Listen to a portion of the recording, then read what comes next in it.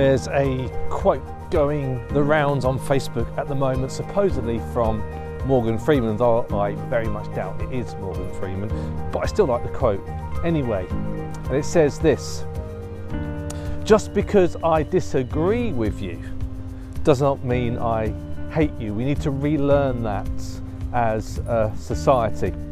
And I think that's really sums up how things are at the moment. We've lost that ability to disagree agreeably, and where something being offensive is defined by whether or not someone takes offence, and people seem to be taking offence very easily at the moment. And off the back of that, there seems to be a reduction in the opportunities for free speech, and many a comedian and street preacher has fallen foul of the authorities and the morality police to take offence at what's being said.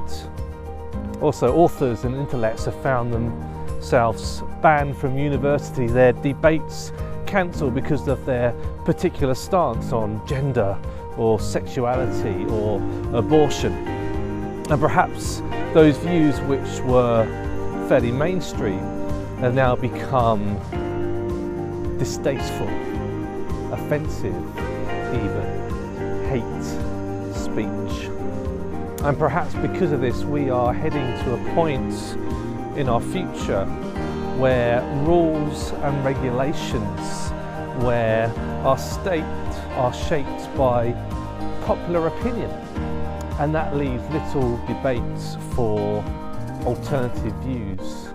And this is very much linked to what I was saying in a previous midweek message about our definition of truth. We seem to have lost a standard for truth. So what is true or what is offensive has now become arbitrary. And actually it's the most popular voice, the loudest voice, which dictates what is true and what is good or what is hateful.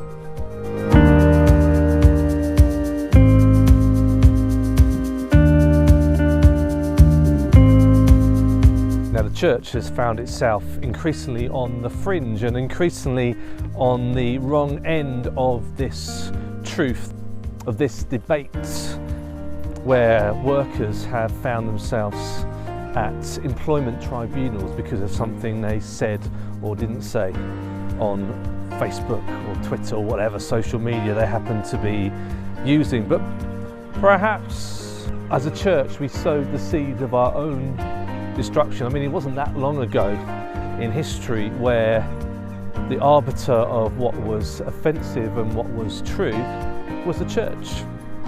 And we weren't particularly great at being gracious. And time again, people were censored or even arrested for the things that they said or the things that they did.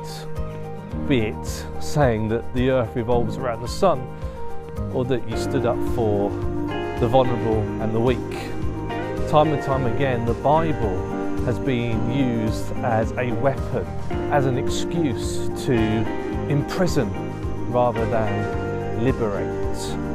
And perhaps what we're seeing now in our society is just a continuation of what's been going on throughout all history: narrow-mindedness, partisan politics, morally outraged society who demand justice when they find themselves offended by something.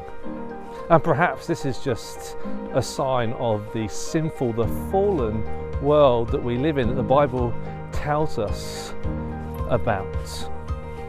That this is the way humanity unfortunately is. We seem to have this knack, this habit of taking those things that are good and true, be it intentions or the Bible or morality, and twisting it so much that it causes hurt and pain. It's used as a stick to hit people with. and it leads to people being discriminated against rather than loved. We see this in the way the Bible has been used, and perhaps as Christians, rather than pointing the blame, we need to learn some lessons about the way we have treated people in the past and the way we have used God's words to discriminate against and to hurt, whereas God's word is meant to bring freedom, particularly to those who society would put on the outside. So before you point out the splinter in the eye of society, perhaps we need to look in the mirror at the plank that is in our own.